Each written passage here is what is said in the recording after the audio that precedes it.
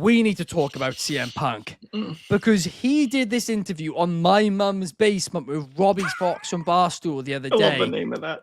I know, it's a hell of a name for a show. Go ahead. And he revealed an absolute bombshell that in 2019, Vince McMahon's team were blowing up his phone. And he kept picking it up and saying, no, hangs up. Well, guess what? Vince called him himself and said, hey, let's cut the middleman. I want to meet. I want to talk. CM Punk was like, well, you know what? Because you've called me yourself, let's do it. They meet up. Him, Triple H, Vince McMahon. They have this meeting. It goes really well. And they have a handshake deal agreed. CM Punk agreed to return to the WWE. Something which at this time, nobody really thought was possible outside of WWE backstage. So what happened next?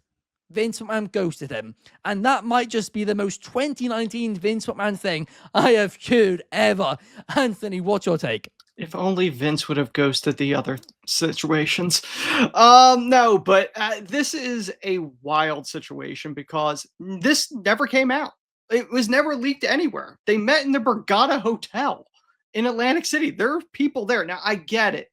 If you see CM Punk in a casino in Atlantic City, you're like, I must be seeing things. Like, he's not wrestling. They probably just somebody who looks like him. Like, it would have to be a very secluded, private place where they snuck everybody in and they met.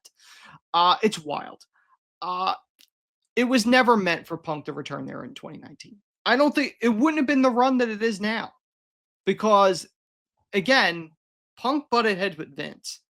Vince wasn't going to change. Punk was probably more willing to bend, obviously, because he agreed to meet with them. I don't think it would have been the run. It wouldn't have been the run, but it opened the door with Hunter and Punk to at least, sort of make amends. Although I think the bigger issue was always Punk and Vince. It's actually the second time that, it was the first time that Vince ghosted him. The other one was Punk said when he did come back, and he saw Vince in the WWE gym, in the headquarter gym, and Vince saw him or something like that. And they're like, I'll meet up with you after. And then Vince blew him off again. So Vince apparently has a history of ghosting Punk, because that's at least twice now that we know of that he's ghosted him since that time. But yeah, I don't think it would have been the run that he's having now.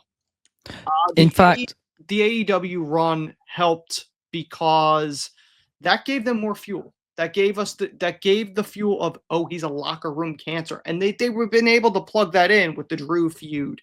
And it works more with Seth. Like, it kind of works better. The AEW run, in a weird way, helped long term.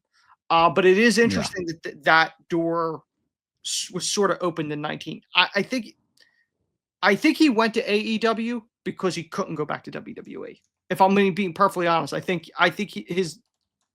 he wanted to go back to WWE. If I'm being completely honest, though, right, I think if he just straight up returned to WWE in 2019, I agree that firstly, the run would not have been as good. But secondly, I am certain it would have ended in tears. Because firstly, him and Vince, they just clash like anything. But secondly, I still think he had some maturing to do. Because the AEW situation, we all know it was blatantly, there was bad management very clearly involved.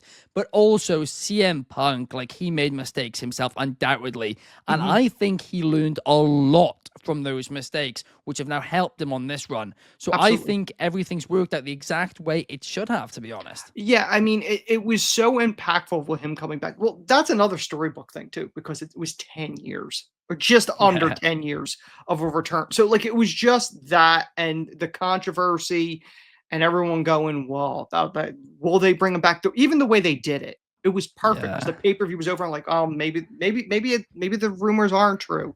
And then the Cryon showed on the screen, and then the music hit. And I remember sitting in my living room with my buddy Chris, and I went, they did it. The crazy pulled it off. They pulled it off.